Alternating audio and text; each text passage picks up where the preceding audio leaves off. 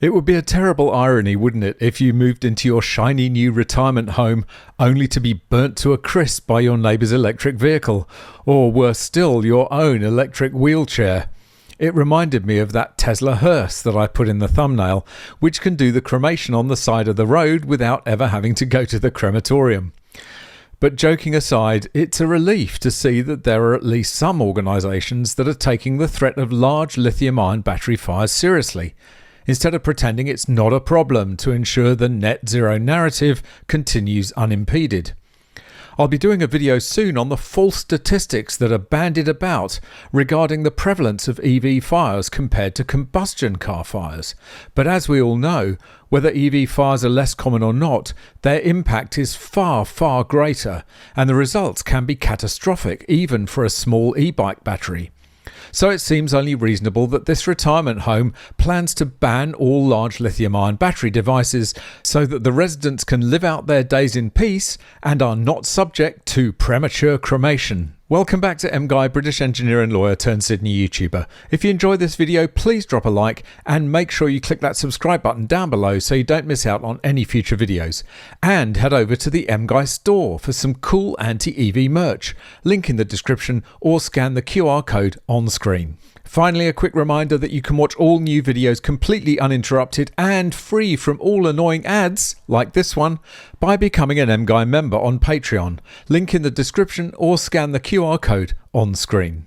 So here's the story from Radio New Zealand, which summarises how the policy is being opposed by some of the residents in this retirement village, which is a bit dangerous, I would say. Retirement village mulls banning electric cars, bikes, even wheelchairs.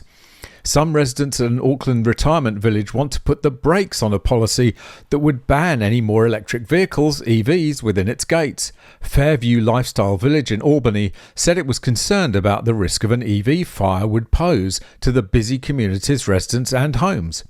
While rare, EV fires can be more difficult to put out than petrol car fires, and the village said it was unclear who was legally responsible for managing that risk.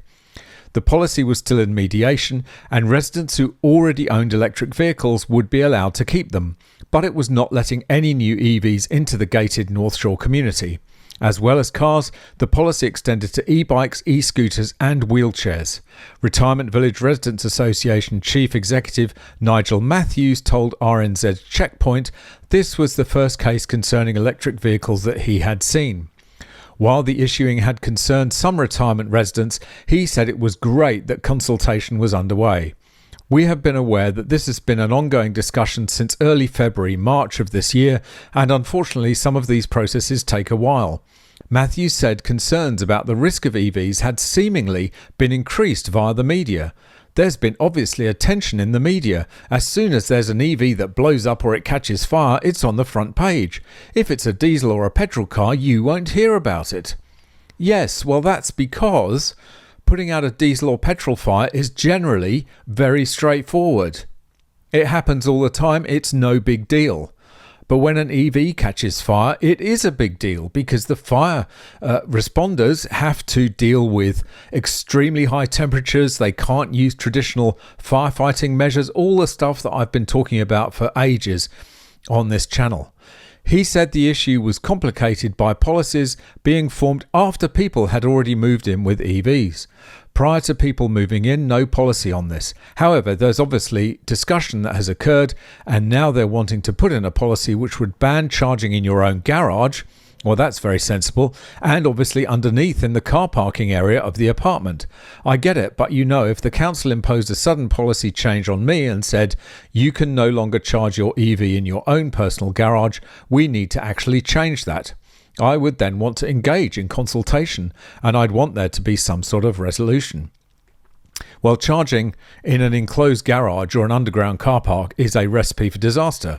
Again, the risk of anything happening is pretty remote, but if it did happen, it would be catastrophic, and that is why these rules are being put in place. But the problem here is that regulations and rules about EV charging have not caught up with reality, and so it's perfectly reasonable for the owner of that village to say, no, we've got to make sure, as it says here, Fairview Lifestyle Village said its overriding concern and objective was the safety of its 300 residents as well as staff, visitors and property. It said in New Zealand, the legal responsibility framework around the safe management of EVs in residential care settings was completely undefined, so it had to define its own safety parameters. It said it had taken a measured approach in consulting on and developing a policy to address the current technology and set guidelines for future advancements. And that really is the issue. The regulatory authorities, the fire authorities are struggling to keep up with the proliferation of EVs, and we are seeing some very dangerous situations. I've got a video coming up soon actually about something local to me here in Sydney, which is absolutely, it's so dangerous what they've done, and yet getting an answer out of the council is almost impossible. And it's going to be a very interesting video when I get around to doing it and when I actually get some answers. But this is the problem.